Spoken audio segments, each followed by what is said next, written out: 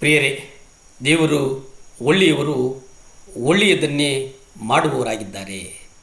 ದೇವರಿಂದ ನೇಮಿಸಲ್ಪಟ್ಟಂಥ ಒಂದು ಅಧಿಕಾರಕ್ಕೆ ನೀವೆಲ್ಲರೂ ಒಳಗಾಗಬೇಕಾಗಿದೆ. ಪ್ರಿಯರೇ, ದೇವರು ಲೂಕ 10ನೇ ಅಧ್ಯಾಯ 16 ನೋಡೋದಾದರೆ ದೇವರ ವಾಕ್ಯ ಇಲ್ಲಿ ಬಹಳ ಸ್ಪಷ್ಟವಾಗಿ ಹೇಳ್ತದೆ. ನಿಮ್ಮ ಮಾತನ್ನು ಕೇಳುವವನು ನನ್ನ ಮಾತನ್ನು ಕೇಳುವವನಾಗಿದ್ದಾನೆ.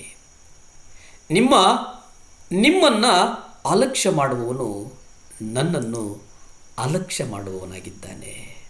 ಈ ವಾಕ್ಯದಲ್ಲಿ ಈ ಕೆಳಗಿನ ಆಜ್ಞೆಗಳಂತೆ ಹಲವಾರು ಆಜ್ಞೆಗಳಿವೆ. ಅಂದರೆ ನಿಮ್ಮ ಸಭಾ ನಾಯಕನ ಮಾತನ್ನು ಕೇಳಿರಿ, ಅವರಿಗೆ ಅಧೀನರಾಗಿರಿ, ಅವರು ಲೆಕ್ಕ ಒಪ್ಪಿಸಬೇಕಾದವರಾಗಿ ನಿಮ್ಮ ಆತ್ಮಗಳನ್ನು ಕಾಯುವವರಾಗಿದ್ದಾರೆ.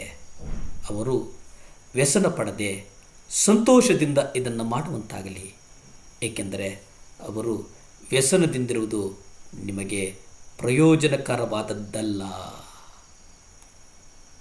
ದೇವರು ನಮ್ಮನ್ನು ಅನ್ಯೋನ್ಯತೆಯಲ್ಲಿ ಒಂದು ಪಂಗಡಗಳ, ಅಂದರೆ ಕ್ರೈಸ್ತ ಸಭೆಗಳ, ಕ್ರೈಸ್ತ ಕಾರ್ಯಕರ್ತರ ಪಂಗಡಗಳಲ್ಲಿ ನಮ್ಮನ್ನು ಸೇರಿಸಿದ್ದಾರೆ.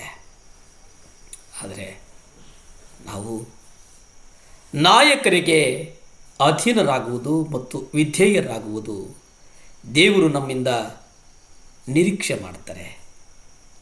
ಯಾವ ಸಂದೇಹವೂ ಇಲ್ಲ.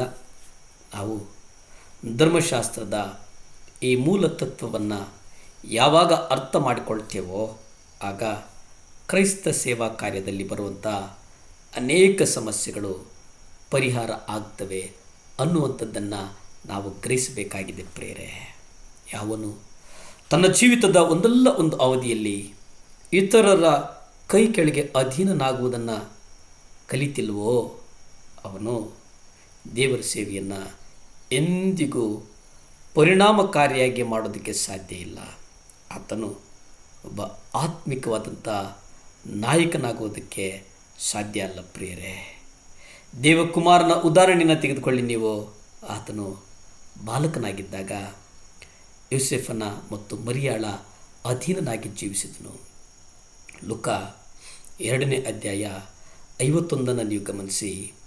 ಬಳಿಕ ಆತನು ಅವರ ಜೊತೆಯಲ್ಲಿ ನಜರೇತಿಗೆ ಬಂದು ಅವರಿಗೆ ಅಧೀನನಾಗಿದ್ದನು. ಆದರೆ ಆತನ ತಾಯಿಯು ಈ ಮಾತುಗಳನ್ನೆಲ್ಲ ತನ್ನ ಹೃದಯದಲ್ಲಿ ಇಟ್ಟುಕೊಂಡಳು. ಯೇಸು ಪರಿಪೂರ್ಣರಾಗಿದ್ದರು, ಯೇಸಪ್ಪ ಮತ್ತು ಮರಿಯಳು ಪರಿಪೂರ್ಣರಾಗಿರಲಿಲ್ಲ. ಆದಾಗ್ಯೂ ಪರಿಪೂರ್ಣನು ಹಲವಾರು ವರ್ಷಗಳ ಕಾಲ ಅಪರಿಪೂರ್ಣ ಮನುಷ್ಯ ಮಾತ್ರರಿಗೆ ಅಧೀನನಾಗಿ ಜೀವಿಸಿದನು, ಏಕೆಂದರೆ ಅದು ಆತನಿಗೆ ತಂದೆಯಾದಂಥ ದೇವರ ಚಿತ್ತವಾಗಿತ್ತು. ಯೇಸುವಿನ ತಂದೆಯ ಚಿತ್ತವು ಪ್ರತಿಯೊಂದು ವಿಷಯದಲ್ಲಿ ಅಂತಿಮವಾದಂಥ ಒಂದು ನಿರ್ಧಾರ ಆಗಿತ್ತು. ಯೋಸೇಫನಿಗೆ ಮರಿಯಳಿಗೆ ಅಧೀನನಾಗಿರುವುದು ತನ್ನ ತಂದೆಯು ಬಯಸಿದ್ದರೆ ಯೇಸು ಅದನ್ನು ಮಾಡುವವರಾಗಿದ್ದರು. ಅಷ್ಟೇ ಅಲ್ಲದೆ ತನ್ನ ತಂದೆ ಎಷ್ಟು ಸಮಯದವರೆಗೆ ಹಾಗೆ ಇರಲು ಹೇಳುತ್ತಿದ್ದರೋ ಅಲ್ಲಿಯ ತನಕ ಅವರಿದ್ದರು. ದೇವರ ಪರಿಪೂರ್ಣ ಮಗನ ಉದಾಹರಣೆಯಲ್ಲಿ ನಮಗೆ ಕಾಣುವ ಮತ್ತೊಂದು ವಿಷಯ ಏನಪ್ಪ ಅಂತಂದರೆ, ಈ ಅನ್ಯೋನ್ಯತೆಯಲ್ಲಿ ನಾನು ಇರುವುದು ದೇವರ ಚಿತ್ತವಾಗಿದೆ. ದೇವರ ಚಿತ್ತವನ್ನು ಗ್ರಹಿಸುವುದಾಗಿದೆ. ಸಕಲ ಸೃಷ್ಟಿಯಲ್ಲಿ ಮೊದಲು ಪಾಪ ಅಧಿಕಾರದ ವಿರುದ್ಧ ದಂಗೆ ಆಯಿತು. ಲೂಸಿಫರ್ ದೇವದೂತರ ಮುಖ್ಯಸ್ಥನಾಗಿದ್ದನು. ಆತನು ತನ್ನ ಮೇಲಿನ ದೇವರ ಅಧಿಕಾರವನ್ನು ವಿರೋಧಿಸಿ ದಂಗೆಯಿಂದಿದ್ದೇಳ್ತಾನೆ. ಇಂದಿನ ಈ ಲೋಕದಲ್ಲಿ 2 ಥರದ ಆತ್ಮಿಕ ಶಕ್ತಿಗಳು ನಿರತವಾಗಿವೆ. ಆ 2 ಥರದ ಆತ್ಮಿಕವಾದಂಥ ಶಕ್ತಿಗಳನ್ನು ನಾವು ಗ್ರಹಿಸಬೇಕಾಗಿದೆ. ಪ್ರಾರ್ಥನೆ ಮಾಡಿಕೊಳ್ಳೋಣವೇ. ಭೂಮಿ ಆಕಾಶಗಳನ್ನು ಉಂಟು ಮಾಡಿದಂಥ ಸರ್ವಶಕ್ತನಾದಂಥ ದೇವರ ಸ್ತೋತ್ರ ಸ್ವಾಮಿ. ಯಾರ್ಯಾರು ಈ ಮುಂಜಾನೆಯ ಪ್ರಾರ್ಥನೆಯಲ್ಲಿ ಏಕೀಭವಿಸಿದರೆ ದೇವ ಅವರಿಗೆ ಆರೋಗ್ಯ ಕೊಡು ಸ್ವಾಮಿ. ಹಾಸಿಗೆಯಿಂದ ಎದ್ದು ನಡೆಯುವಂತಾಗಲಿ ಸ್ವಾಮಿ. ಪರಲೋಕದೊಂದು ಬೆಂಕಿ ಮಕ್ಕಳನ್ನು ಮುಟ್ಲಿ ದೇವರೇ. ಸಹಾಯ ಮಾಡು, ಸಹಾಯ ಮಾಡಪ್ಪ, ಸಹಾಯ ಮಾಡಪ್ಪ, ಆರೋಗ್ಯ ಕೊಡಪ್ಪ. ಸ್ತುತಿ ಘನ ಮಾನ ಮಹಿಮೆ ನಿಮ್ಮೊಬ್ಬರಿಗೆ ಸಲ್ಲಿ ತಂದೆ. Amen, amen, hallelujah. ದೇವರು ಒಳ್ಳೆಯದನ್ನೇ ಮಾಡೋರಾಗಿದ್ದಾರೆ. 7 ಲ್ಯಾಂಪ್ಸ್ ಚಾನಲ್ನ ಸಬ್ಸ್ಕ್ರೈಬ್ ಮಾಡಿ, ಬೆಲ್ ಬಟನ್ ಒತ್ತಿ, ಅನೇಕರಿಗೆ ಶೇರ್ ಮಾಡಿ. ನಮಸ್ಕಾರ.